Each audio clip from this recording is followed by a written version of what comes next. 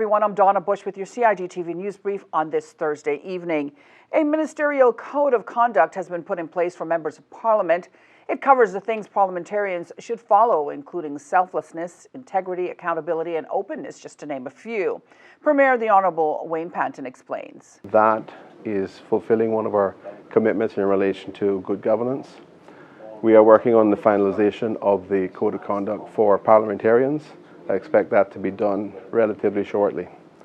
But this is a very significant occasion. It's the first code of conduct that has been put in place for the senior executive of the country, and I think it represents a significant step forward and a real commitment to transparency and adhering to accountability for the executive of the country.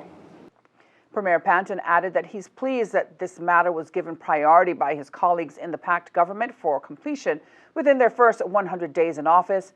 The ministerial code of conduct came into effect this Tuesday, the 27th of July. Well, a public drive to support the Cayman Islands National Trust Land Reserve Fund, which aims to purchase and hold for conservation environmentally sensitive lands across the Cayman Islands, was launched recently as a fundraising event. Currently, the trust protects over 3,531 acres, or 6% of land across the three Cayman Islands. The goal is to protect 11% of local lands. NTCI properties include important nature reserves such as the Brack Parrot Reserve over on Cayman Brack, the Mastic Trail right here in Grand Cayman, and the Booby Pond in Little Cayman.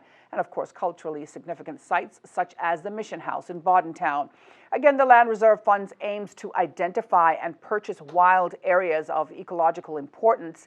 The public is encouraged to pledge funds to protect these areas and other sites of environmental importance identified by the NTCI Land Reserve Fund. You can find out more by visiting the nationaltrust.org.ky site to learn more and to donate towards the Land Reserve Fund.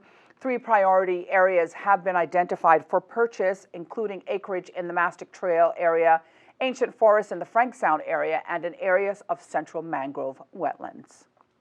Speaking of mangroves, World Mangrove Day celebrations continue this week following the success of the inaugural Cayman Mangrove Festival by the Cayman Islands Mangrove Rangers last week. Miss Cayman Islands Universe 2020 Mariah Tibbetts was recently a judge for the lively mangrove fashion show during that event.